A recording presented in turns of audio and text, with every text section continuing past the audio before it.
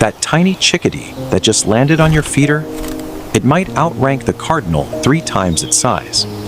Watch closely and you'll catch it. A blue jay backing away from a bird a quarter its weight. A cardinal freezing mid-bite, waiting its turn. A finch holding its perch like it owns the yard, because in this hierarchy, it does. Every single bird that visits your yard is playing a game. You can't see a strict, invisible social order where every peck, every wing flick, every half-second stare down has a winner and a loser already decided before it happens. Miss it, and your feeder just looks like birds eating. Understand it, and you're watching a society in motion. Today, we're breaking that code. Here's the part that surprises almost everyone. Size doesn't win, not by itself. A blue jay can be 4 times heavier than a chickadee and still back down. So what actually decides rank? A mix of species, personality, and strangely, how long a bird has lived in the area. Researchers who've spent years tracking feeder visits found something counterintuitive. The boldest, most aggressive birds aren't always the biggest. They're often the ones with nothing to lose. A juvenile with no territory, yet will take risks. An older established bird won't bother with. Compare that to a resident who's fed at the same spot for weeks. That bird barely has to try. Meanwhile, chickadees, tiny, seemingly harmless, run their own internal ranking system so rigid that scientists can predict, almost perfectly, which chickadee will yield to which, just by watching them interact once. And it's not just chickadees. Titmice and nuthatches carry the same quiet rank, usually settled the moment they land, not fought over every time. So how do subordinate birds know to back off before anything even happens? Posture. A slight lean, a lowered head, feathers pulled flat and small instead of puffed out. The fight, most of the time, has already happened invisibly. In body language, you and I were never trained to read. So how do birds actually communicate rank without constant fighting? Through a language of microsignals, most of us walk right past. A slight raise of the crest.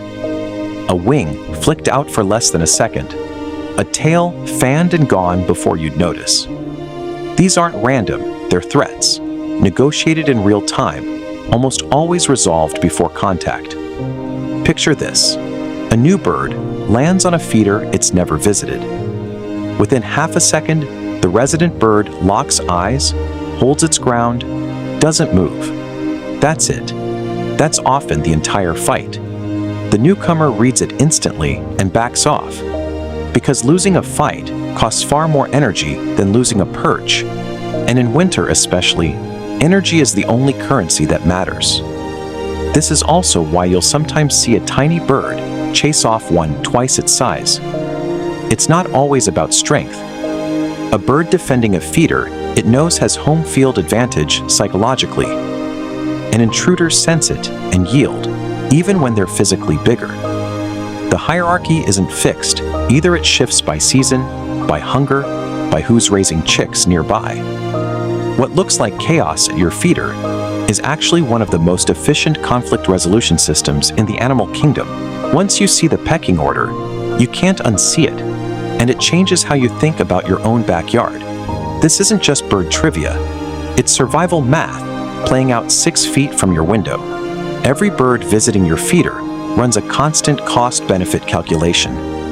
Is this food worth the risk, the energy, the possible conflict?